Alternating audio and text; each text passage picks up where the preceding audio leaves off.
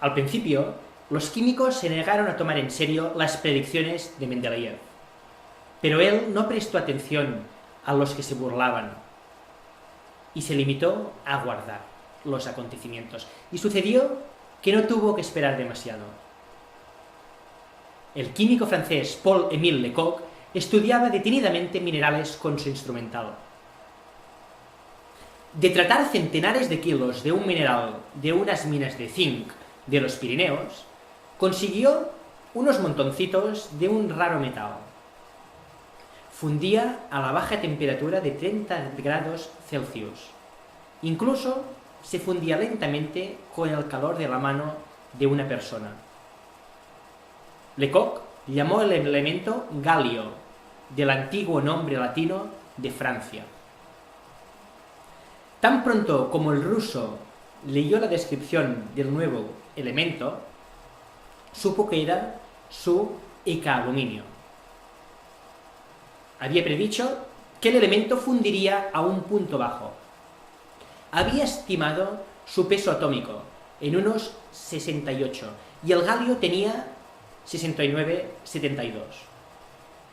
También había pronosticado que su peso específico sería de 5,9 y el galio tenía 5,94. Su comportamiento químico seguía sus predicciones. Punto por punto, el galio se adecuaba por completo al eka-aluminio. Aquel notable adecuamiento causó sensación. Los químicos tuvieron que admitir que el galio era el eka-aluminio de Mendeleev, de forma absoluta. 4 años después, se cumplió la segunda profecía de Mendeleev. Lars Fredrik Nilsson, un químico sueco, descubrió el escandio, en honor de Escandinavia, donde el mineral había sido encontrado. Se comportaba tal y como Mendeleev había predicho que le sucedería al eka-boro. El triunfo final de Mendeleev llegó en 1886. Un químico alemán, Clemens Alexander Winkler, logró extraer un elemento al que llamó germanio, por Alemania. Mendeleev había triunfado las 3 veces. Su tabla periódica fue ahora reconocida como un descubrimiento monumental.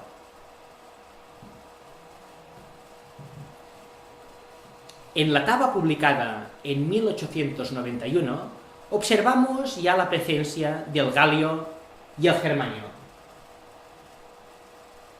En esta imagen hemos ampliado la parte correspondiente a los 2 elementos predichos por Mendeleev, cuyas propiedades comprobamos que son muy semejantes también a las predichas. Ahora se presentaba la tarea de acabar de rellenar la tabla. El esquema de Mendeleev sugería que existía un número limitado de elementos. Todo y cuando los químicos tenían que hacer era completar sus hileras y períodos y verificar la existencia de aquellos elementos que aún no habían sido aislados. El flúor era un elemento que había resistido tozudamente a ser aislado. Henry Moissan, después de mucho esfuerzo, finalmente logró aislarlo. El flúor es extremadamente activo. Atacaba al agua, a la mayor parte de los metales e incluso al vidrio. Como recipientes para contener el gas, empleó una aleación de platino y de iridio. Después del descubrimiento del galio, del escandio y del germanio, aún quedaban 3 huecos en la tabla de Mendeleev. Además, existían varios elementos conocidos para los que no se había encontrado espacio en la tabla. Lecoq, utilizando su espectroscopio, localizó otros elementos de tierras raras, olmio y tulio. Los elementos tierras raras siguieron multiplicándose. En poco tiempo se descubrieron 8 elementos más que debían añadirse a la tabla periódica. La tabla que mostramos ahora refleja los elementos descubiertos durante esta época, poco más de 10 años. Galio, olmio, iterbio, samario, tulio, escandio, gadolinio, praseodimio, neodimio, germanio, disprosio y flúor. Veamos ahora cuál es su disposición en el formato de tabla periódica actual.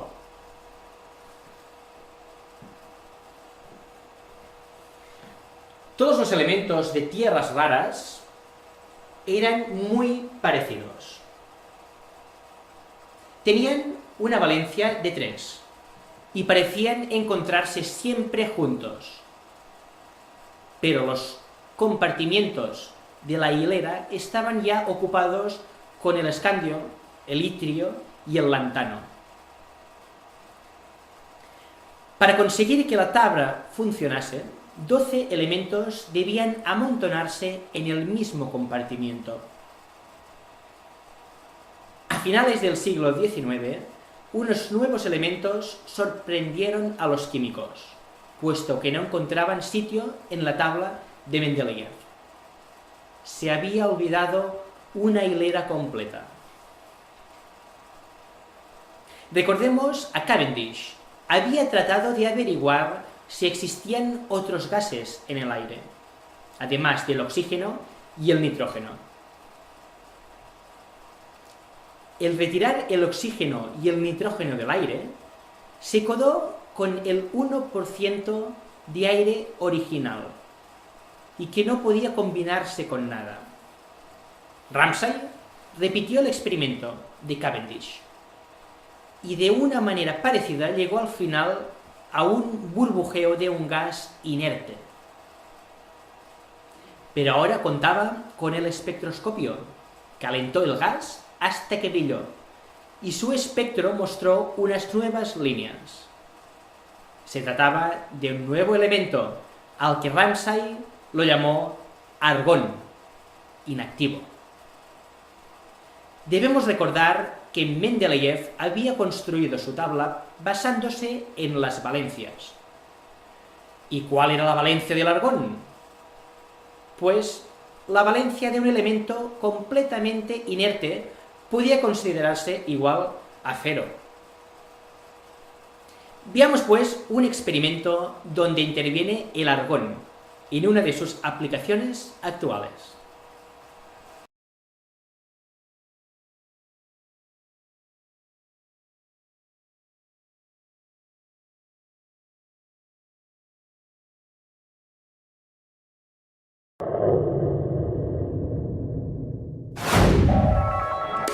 Ei, Pep, Hola! què farem avui aquí? Mira, he preparat un experiment per parlar dels gasos nobles. Ah, Perquè els gasos nobles varen ser un dels últims elements de la taula periòdica en ser descoberts. I és perquè, com diu la seva paraula, pràcticament no reaccionen en res. De fet, hi ha l'heli, que feia molt de temps que s'havia descobert, cap allà als anys 30, però s'havia descobert curiosament al Sol i no s'havia trobat a la Terra. Però avui presentem un element molt senzill, que és aquesta bombeta, i que conté a dintre un gas noble. Conté concretament argó. L'argó el que fa és que evita que el filament aquest de tungstè, que es posa incandescent i per això fa llum, reaccioni amb l'oxigen de l'aire i s'acabi fent malbé, s'acabi rovellant. Aquí hem preparat aquesta bombeta que té un forat. I ara l'encendré un moment, perquè veiem tots que aquesta bombeta crema. Fixa't que aquesta bombeta, mira, ara en aquests moments, veus que està fent uns fums? Això és perquè al moment de fer el forat en aquesta bombeta hi ha entrat una miqueta d'aire. I ara el que farem serà treure aquesta cinta adhesiva que hi he posat a veure què passarà ara quan l'encenguem. i deixarem que entri l'aire i, de fet, que marxi el gas noble que el conté. Per tant, Ha el durat tungstè ben poc. s'ha fos. El tungstè s'ha fos. I això és perquè, veus aquí, és un filament molt i molt prim. Al reaccionar amb l'aire s'ha trencat aquest filament tan i tan prim. Aquest experiment ha durat ben poc. Però en tenim un altre de preparat on també intervindrà el gas noble que conté aquest embolcall. Molt bé, molt bé. Fem-ho? Fem-ho. Per això farem servir un microones. Un microones? Sí, senyor. Mira, Com és? Què farem aquí? ara veuràs. Aquí tenim una altra bombeta. Sí. Perquè aquella ja se'ns ha fet malbé. En aquesta bombeta segueix havent-hi aquest gas, que està a una determinada pressió. Que és l'argó. Que és argó. Molt bé. Nosaltres ara posarem la bombeta dintre del microones i l'energia d'aquestes microones serà suficient com per transformar aquest gas en plasma. En plasma. I què és el plasma? El plasma és un gas ionitzat. No sé si has vist en alguna botiga que hi ha també unes bombolles que quan hi poses el dit a la vora surt com un raig. Sí, com uns llampecs. Doncs, com uns llampecs, doncs allò també és plasma. És I ara plasma. veurem si som capaços de fer plasma amb aquesta bombeta. Vinga, doncs, som-hi. Provem-ho? Provem-ho. Vale. Vinga, el posem a dintre i tanquem les llums perquè es vegi bé.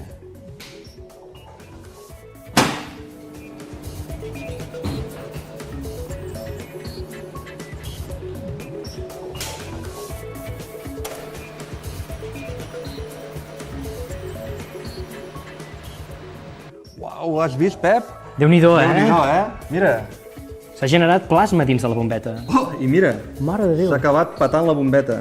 Ara, com és natural, aquest microones ja no el podem fer servir per menjar. Esclar que no, i tant. Per tant, si algú vol provar de fer aquest experiment, que el faci amb un microones que no sigui per el de casa. I tant. Ho provem amb alguna altra cosa? Ho podem provar amb una altra cosa? I tant, mira. Aviam, què més tens aquí, Pep? El gas que hi ha dintre del fluorescent no és argó. No és argó? No, té un gas que és mercuri a baixa pressió. Per això els fluorescents no s'han de trencar, perquè s'allibera mercuri, que és un element molt tòxic, sobretot pel medi ambient.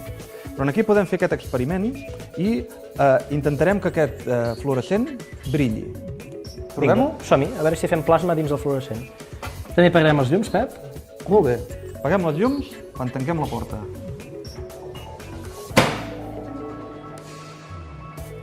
Sí que s'encén, sí.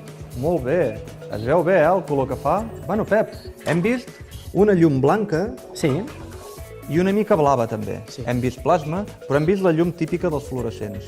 De fet, el fluorescent a dintre seu té una capa de color blanc, que és aquesta que veiem, que recobreix aquest tub.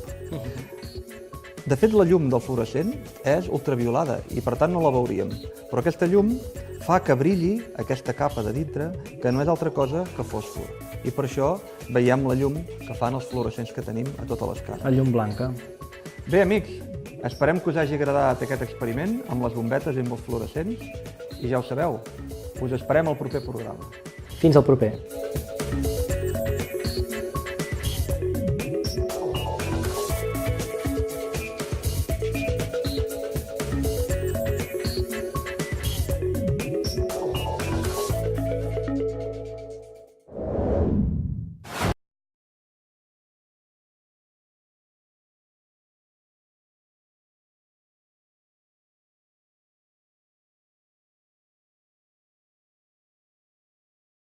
Ramsay hizo sitio para añadir la hilera. La llamó hilera 0 y dispuso en ella al argón. ¿Qué otros elementos deberían situarse en esta nueva hilera? Pronto se encontraron el neón, el criptón y el xenón. Un químico norteamericano llamado William Francis Hildebrand había descubierto en un mineral que contenía uranio un gas que observó con el espectroscopio. Sorprendentemente, este gas presentaba las mismas líneas que habían sido descubiertas en el Sol hacía casi 30 años. El gas era el helio. Así pues, en la época de Ramsay, se descubrieron estos 5 gases nobles: argón, helio, neón, criptón y xenón. La tabla periódica tenía un esquema también establecido que la adición de una nueva hilera no lo había estropeado en absoluto. En realidad, aún lo había reforzado. Pero existía aún un problema con los elementos llamados tierras raras, que se aglomeraban con el lantano. ¿Cuántos elementos más se encontrarían allí? ¿Y qué longitud acabaría teniendo la tabla?